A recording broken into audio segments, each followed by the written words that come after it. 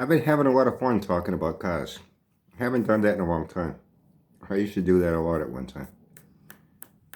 Uh, I admit, for a while I've been having a little more fun talking about car guys on here that are funny. For that one time I talked a lot about cars, and I did a little bit today. And I'm going to do a little bit more now. I'm going to get it all out of my system. I probably should be doing a little more work on the ho Mary GTO to get that fucking engine done and finally in it. I'll get to it this week sometime. Tomorrow I'm back to the VTH. Maybe tomorrow's the day I get my big award and trophy. You know what I mean? I'll keep my fingers crossed. When it comes to Pontiac and GM, a few things came up in comments that's very true. I didn't get into everything because it's really hard to keep track of what went on with Pontiac and a lot of their little internal trickery. I talked with Will about this at one time. He tells me I'm his Pontiac encyclopedia. And some little internal policy concerning GM in general. Why only certain engines went in certain cars. Pontiac had the internal rule that the GTO was going to be their top performing car over the Firebird. And even engine for engine, if you looked at all the horsepower ratings, starting with their higher output 400s, the HO, your Ram Air 3 and 4. And why even when GM opened the floodgates on lifting their 400 cubic inch limit rule on intermediate sized car, why the GTO with a 455 HO, the Pontiac Trans Am still only had a 400 in Ram Air trim, Ram Air 3, Ram Air 4. They didn't get that 455 until 1971. There were little internal policy rules. If you looked at all their engines, the GTO engine always had a 10 horsepower higher rating than the Firebird. Why? Same engine. But they did a few little tricks that you wouldn't notice behind the wheel. You wouldn't notice under the hood with the engine off, or even pulling back on that throttle ring that you're looking down into the secondaries, pushing that little flap down. You wouldn't notice it. They put Rochesters. And Rochesters, small primaries, large secondaries with Harleys that have that pattern. They call it a spread bore. Small primaries, large secondaries. You run off your primaries, you kick it in the ass, and all your big secondaries open up. What they did was they put a different linkage on the Firebird engines. Now, when you're behind the wheel driving it, and you mash that gas pedal to the floor, you're assuming those secondaries are fully opening, right? Engine shut off, you're under the hood, you're tinkering around with things. Pop that flap open with your finger, you grab that linkage, you pull it all the way back, see those secondaries open up? They were opening fully, right? Well, they weren't. They were on the GTO. But they put a different linkage on the Firebird engines. What was actually happening was when you mashed that gas pedal to the floor, those secondaries were only opening to 85%. They were not fully opening. They were like this. That was your 10 horsepower loss. Some guys figured that out. They switched the linkage. I forget what year it was. They actually did something different. Now the linkage was the same, but the intake manifolds were different. Cast iron intakes. And a lot of guys didn't notice it, and a lot of guys didn't care, because back then, a lot of them didn't stay with the cast iron intakes on them. They didn't stay with the Rochesters on them, even though you can do a lot with a Rochester. You can. I've seen Rochesters run just as well and outperform some Harleys I saw, if you really know what you're doing with them. The cast iron intake castings, pop your carburetor off, these are your ports, your small primaries, your large secondaries. GTO, you had your large secondaries. In the Firebird, the large secondaries were flattened out in the back. That 15% reduction you got taken away from with the throttle blades themselves, now is being taken away on the intake side. Those guys didn't really care because they really didn't stay on there. You didn't see many around, many of any car on the street that still had their factory cast iron intake, and whether it was a a Mopar with a Carter on it, or a Rochester, you know, on a GM car or a Ford. Ford Auto White carbs are pretty good. They perform just about as well as the Harleys, but even the cast iron intakes. And if you looked at a lot of cast iron factory intakes on their performance engines, you look at the runner and plenum design, they were really not much different than a Harley or Edelbrock low-riser dual plane. They were practically identical. In fact, a lot of these molds from Edelbrock and Harley were actually patterned after the factory design intakes. The main advantage you got was in weight savings. You know, a cast iron intake can weigh quite a bit. Pick up an aluminum intake, 3 pounds, you know what I mean? And then you put a Harley on it. It's going to perform a little better than whatever you got from the factory. That was the main advantage to an aluminum intake. Now, when you got into single plane high rises, which is what I always ran, I loved my Edelbrock Victor Juniors. I liked how I had a straighter runner design, a little better flow. I liked how they sat up. They had 2 different models. I always got the one that sat up above, so the bottom of the plenum was not right on top of the fucking engine, where you got that engine heat baking the bottom of that plenum. You got a little bit of an airflow passage between them. It helps cool your fuel mixture a little bit. I always preferred those, and I ran Harley 850s up. I had a couple of Dominator 1000s. I tried a few other carbs. Guys said, hey, try this. I bought it. Don't run Glacier. I tried a couple of Demons. They were okay. I tried a Predator one time. What a piece of fucking shit. Looked like that cube thing, like Star Trek the Borg. What a piece of fucking shit. I said, you want to buy it? No. Let me try it, see if I liked it. I put it on. Fuck this shit. I took it off. I gave it back to him. You know, a lot of carbs came along then. You know, I didn't like them. I stuck with Harleys. Big CFM, all double pumpers, mechanical secondaries. And I had no complaints. So that was the real main advantage. So a lot of these didn't even stay on cars. So nobody really cared about the little trickery Pontiac was doing, you know. But that was their little internal rule. GTO is going to be their top performing car. GM had their internal rule that all intermediate-sized cars, with the exception of the Corvette that was considered a sports car in a class by itself, there was a 400 cubic inch limit. Now, they had big engines. You know, Chevy had 409s. They even had some early 427s in the early 60s. Pontiac, Olds, Buick.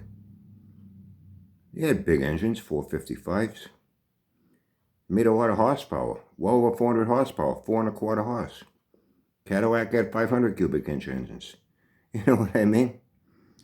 They made a ton of torque and a ton of horsepower. But these engines were put in their big, heavy land wheels. They needed a lot of horsepower and torque to haul these 5,000-pound cars around. You know what I'm saying? So the intermediate rule is capped at 400, with the exception of the Corvette. The early Buick Skylark GS 400s, they broke that rule by a cubic inch. They had their 401 nailhead. Decent engine. They were called a nailhead because they had tiny fucking valves. Bottom end wasn't exactly that strong, but for what they were, you know, you weren't going to really race them. They were okay. They ran well. They made decent power. Pontiac had 421 Super Duties. They had 428 Super Duties. They were in Catalina's, Bonneville's, Grand Prix. 68, 428 came along. That's what I had in my second 70 Trans Am. My first one, my 67 HO 400, they had a 421 that came out of an early Catalina Super Duty. I went through them. They were all bored, heads cut down. They were far from stock by the time they were installed in the engine base of my 2 cars. But Pontiac had big engines. Buick had big 455s in the Electras and Rivieras. Olds had big 455s in their Delta 88s, 98s, Toronados. They made over 400 horsepower, ton of torque. They didn't go in the 442. They didn't go in, none of these engines went in the Chevelle 442 or GTO, Buick GS, Skylark. They were capped at that 400-inch rule. The only one that got away with that was Oldsmobile when they had that Hurst Olds. I forget if it was 68 or 69. I forget, don't hold me to it. I want to say 69. They may have had a Hurst Olds in 68, but I don't think it had the 455 in it yet. I know in 69, they had the Hurst Olds. They were cool looking. I loved those 2 big fucking massive hood scoops. Sucking from the front. You know, the pedestal wing spoiler on the back, the paint treatment, the stripe, the wheels. You know, those had a 455 in it. And they were not a special 455. They were the same 455 they were putting in their big 20-foot land wheels, making like 425 horsepower, 520 pound-feet of torque. bone stock engine that they had been making for years. But they weren't allowed to go into these intermediate sized cars. 442, most you got was a 400, the Rocket 400. And how they got away with breaking that rule was because GM did not install those engines. Hurst was installing those engines. And those were not 442s. A lot of people think, oh, they were 442. No. They weren't even upper scale Cutlass. They were the base bottom model line Holiday Coupe. Cheapest version of that model you could get. That's what got shipped off to Hurst. They did the body modifications. They installed that 455. Therefore, because it was not officially installed by GM, that 455 was installed by Hurst. The way the Boss 429 Mustang, how that had to be sent off to Carcraft, and a lot of modifications had to be done for the engine bay to accommodate that engine. Shock towers had to be relocated. You know, Carcraft is what got that engine in that car. Ford didn't want to bother with it. It was going to be too much work.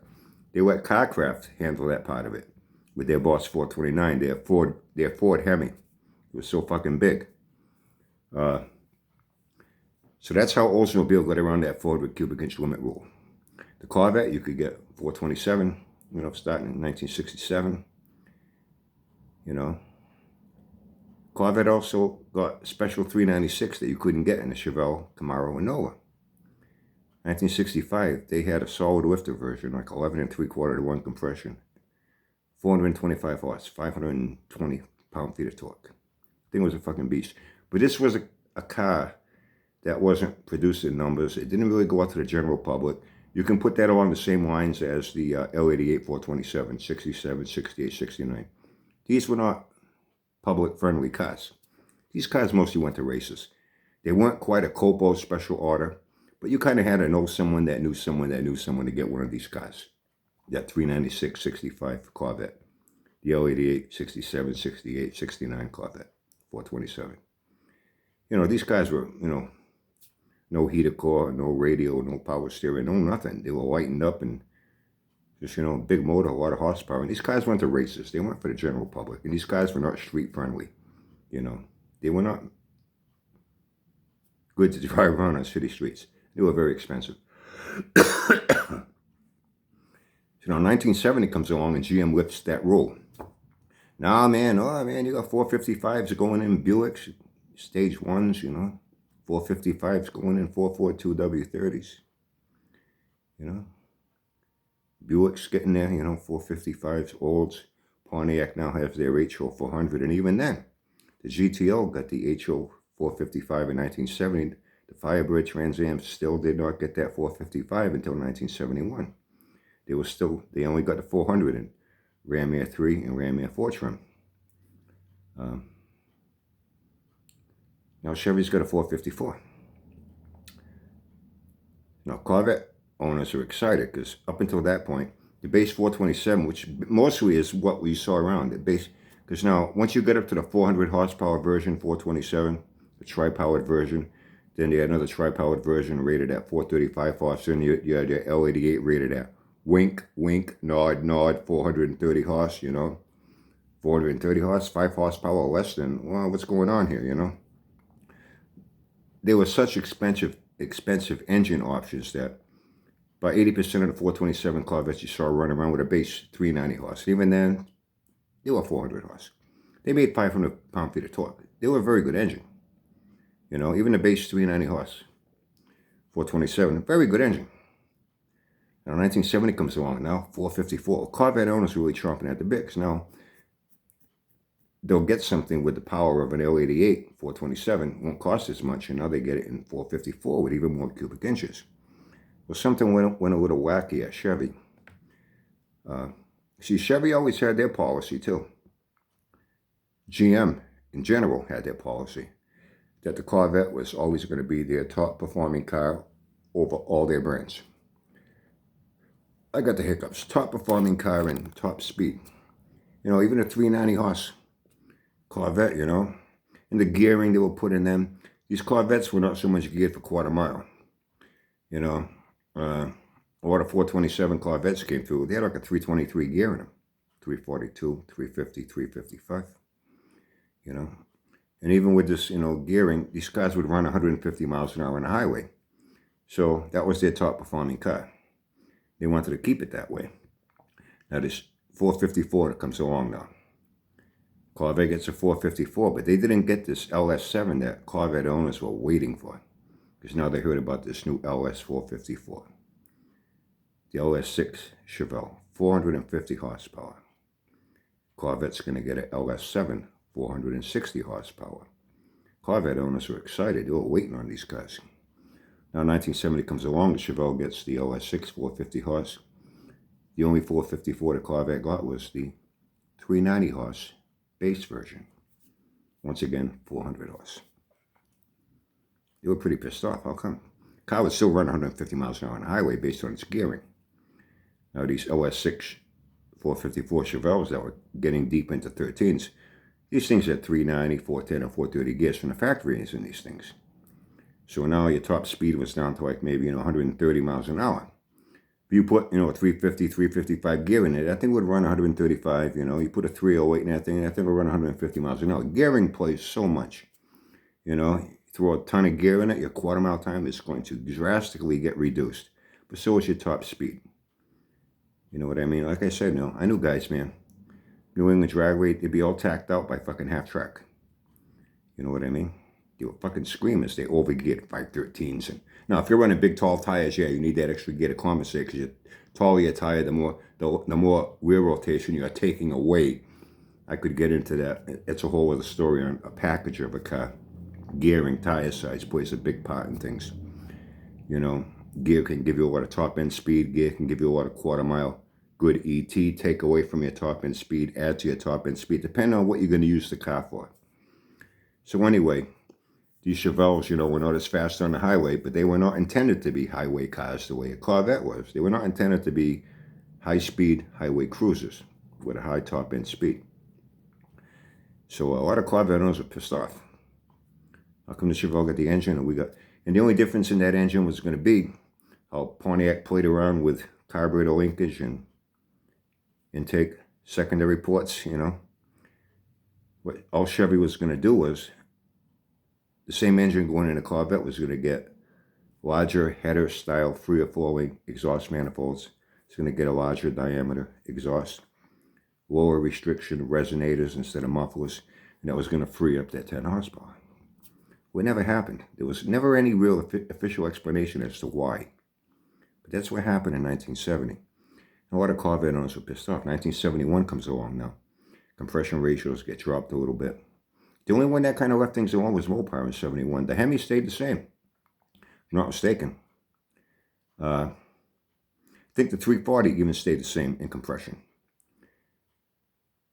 However, the 440 and 383 took a hit. Yeah, compression came down, horsepower came down. And then now you got new ratings on gross versus net horsepower. And I believe it's something like an 18% difference in that alone that reduced horsepower numbers. But 1971 comes along, and a lot of Corvette owners were real fucking pissed off in 1970. So Chevy decided they wanted to make it up to them. So now, the 454 top dog in the Chevelle is now down to 365 horse. It's no longer a solid lifter 12-to-1 compression engine. Now it's down to like 10-to-1 hydraulic lifter. It's no longer has a big Holley carburetor. No longer has an aluminum intake. Now it's got a cast iron intake and a Rochester Quadrajet on it. That was the one thing the LS6 Chevelle got. It got a good aluminum intake and it got a good Holley carburetor. Whereas on the Corvette that year in 1970, it got a cast iron intake and a Rochester, like a Rochester 715, if I'm not mistaken. And Pontiac did have some good aluminum intakes though, but even then they got taken off. That was what was on my Ram Air 3. It was a 2-piece aluminum intake. This was pretty cool, but it had a Rochester on it. It came off. I put a fucking Edelbrock, Victor Jr. on it. I love those intakes. I even had that on my Ford. On my Boss 302 that had a wink SGJ 428 under the shaker coming to the hood of that fucking thing. I didn't tell a lot of people about it, but they found out, when they pulled up alongside me. That was no 302 in that thing. But even at the track. But, yeah, people knew eventually. But now it's 365 horse in the Chevelle. It's a different engine. They wanted to make it up to Corvette owners, but what is it they say? Day $8 short. Now they come back to try to make them happy. 71, they got another, I think they called it an LS5, 454, solid lifter, 11 and a quarter to 1 compression. Aluminum heads, rated at 425 horsepower. And they came through with like a 373 gear. You could only get it with a 4-speed. You know, real heavy duty fucking Muncie in that thing. They were expensive option. They didn't sell very well. They didn't make a whole lot of them. From what I understand, I think only 1,200 of them are made. And the rest of the 71 454s and Corvettes were 365 horse. Same thing as the Chevelle now. Now they were the same fucking engine. You know. And a lot of shit went on back then with GM, with Pontiac, with 400 cubic inch limit rules, and how Olds got around it. How a lot of Corvette owners were disappointed in 1970. And another time that GM really put their foot down with making sure that the Corvette still remained their top performing car. It was an 87 Buick. You know, Buick made its mark twice and they kind of flew under the radar. You know, the GSX Stage 1, 1970. This car would run with the best of them. Whether it be a Hemi, an LS, Chevelle. This car ran with it was right there, ran with the best of them. Real deep into 13s. But for some reason, Buick, people don't associate Buick with being a hot rod, a race car, you know. Factory hot rod. It happened again with Buick. It was in 1987. Now they got this GNX. I know that car started out as a Regal T-Type. I remember seeing one around the city. I was with my friend Paul. We were in his car. I stopped at a set of lights up at the far north end of the city where you get on Route 18. It runs you right down to the south end here before you hit the peninsula here. There was a guy in a Mustang GT, about 86, 87. And I remember seeing Buick Regal T-Type, two-tone gray. Had like aluminum type wheels on it. It had dual exhaust coming out the back. And it had a little bulger on the hood, like 3.8 turbo, something like that, and chrome badging. It had T-tops. I'm like, this guy's gonna fucking race this fucking Mustang. Is he nuts? Fucking light came down. The guy in the Mustang had a standard. You could hear him revving it up, getting ready to sidestep the clutch. Regal was an automatic. You see the gas come up and the wheels were like, just starting to power brake it. The light came down, that fucking Regal smoked his fucking ass. Like, holy fucking shit, what does he have in that thing? But that was the birth of the Grand National. That evolved into 1 year only GNX. And those cars are fucking quick. Fast. In fact, so fast that GM put their foot down. Because it was much faster than a Corvette on the highway, they made Buick install a rev limiter in those things to purposely slow them down, to make sure that the Corvette remained their top speed car on a highway. Well, as you probably figured out, a lot of GNX owners figured out a way to get around that electronic device and disable it. And anyway, I really like talking about cars. It's been a long time. Maybe I should do this more often. What do you think? Anyway, okay, now I got this all out of my system. Still kind of early. Maybe I'll get a little work done on that ho GTO engine for Auntie Billy gets in later from the hospital. And tomorrow, I'm back to the VTH. Like I said, maybe tomorrow's the day I get my big award and ceremony and people give me speeches and, you know, I can give my acceptance speech. I already wrote one out just in case. It's always good to plan and prepare for things, right? Have a great day.